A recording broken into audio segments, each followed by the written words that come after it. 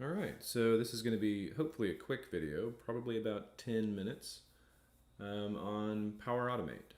So we're just going to create a new Power Automate flow. We're really going to kind of start from the beginning, as we like to do on our beginning videos. So here we go. So we're just going to open up our web browser of choice. And then what you may see on my LinkedIn, if you go there, is that we are doing free resume reviews. This is not a plug. Well, I mean, I guess technically it just was.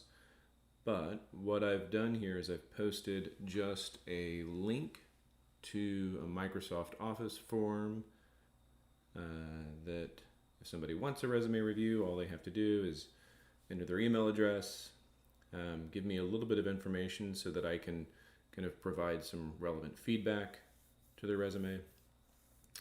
And then if they want to give me a mobile number, they can. They don't have to. But yeah, that's all for now. So what I'll then do is I'll just send an email to everybody. I don't really want to gather more information just because privacy, but also, this way hopefully I can screen out robots.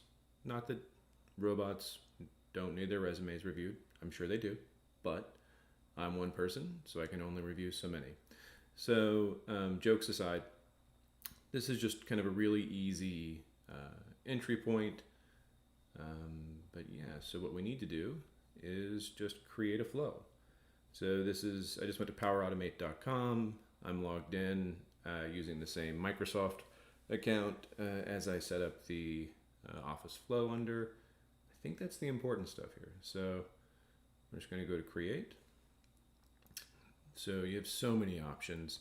This is a beginner video, so we're probably going to take an easy path. What we want our flow to be triggered by is the submission of that form. And there are absolutely templates that do exactly that. There's probably one here on the screen, but it's not the path we're going to take. We're actually going to go from scratch here. So we're going to go with an automated cloud flow, which really is just a flow that needs to be triggered by an event. Okay, let's call this resume review. Here's where you define the flow's trigger. So if you've used similar, let's call them low-code integration platforms like Zapier or If This Then That, which was always one of my favorites to say, you're familiar with like these multitude of connections, right? Well, look at the first one. It's actually the one we need. So when a response is submitted via Microsoft Forms, so this is the system from which that connection is kind of, or where that trigger is being triggered.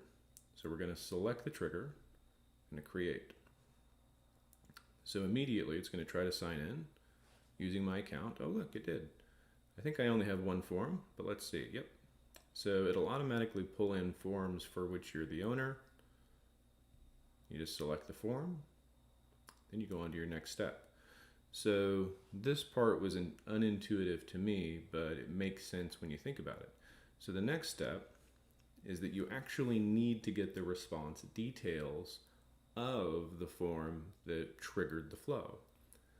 So I happen to know that, but I had to do some Googling, or since this is about Microsoft, I did some binging to confirm how to do this. But you can also kind of just navigate through this very friendly window here, or you can search, which is, I always search. So let's see, get response details is what we're looking for. Microsoft Forms right there. Okay, so here it's going to ask for an ID for the form, but it also has this dynamic lookup. And since we've already grabbed this one, and this one is the only form on my account, I know that that's the right one. And this is where it gets a little bit complicated, but not too complicated, because look at all this help.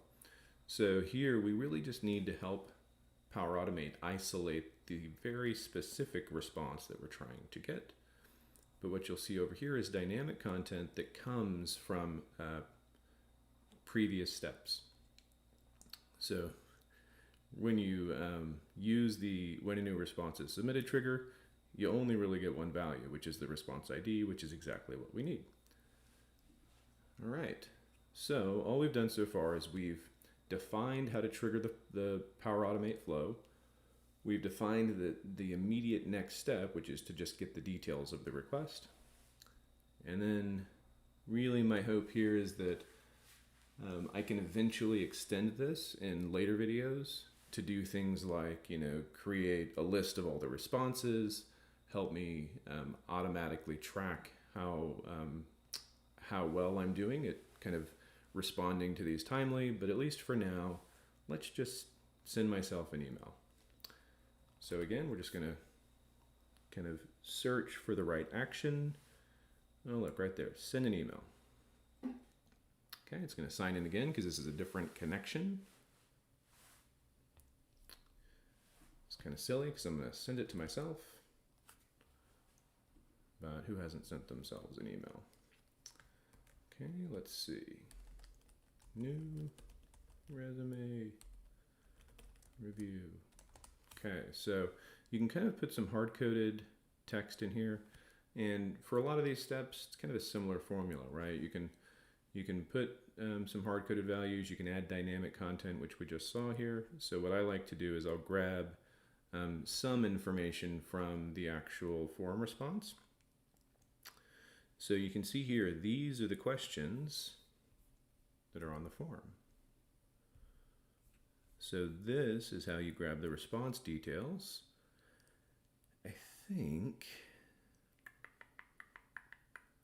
I'm going to go with email address. And at the very least, that'll help me kind of visually identify, okay, well, here's who I need to send a response to, and, just ask for a copy of the resume. Because I don't even go that far. Like, what am I going to do with all those files? Nothing, because I'm not going to get them automatically. I'm going to kind of reach out to each person individually, or robot, I guess, and then, ask for a copy of the resume. I'll review. Hopefully it'll be helpful feedback. And then, that's really all we're doing thus far. So let me add a body of the email, because as you can see, also required.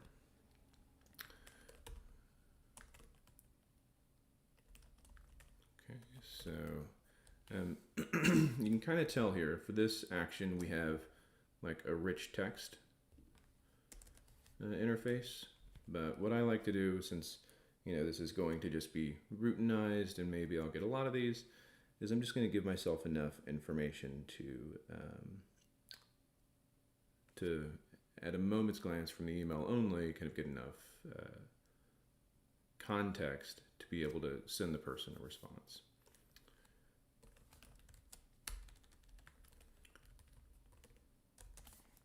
Okay, so let's see. So we're going to put their email address there.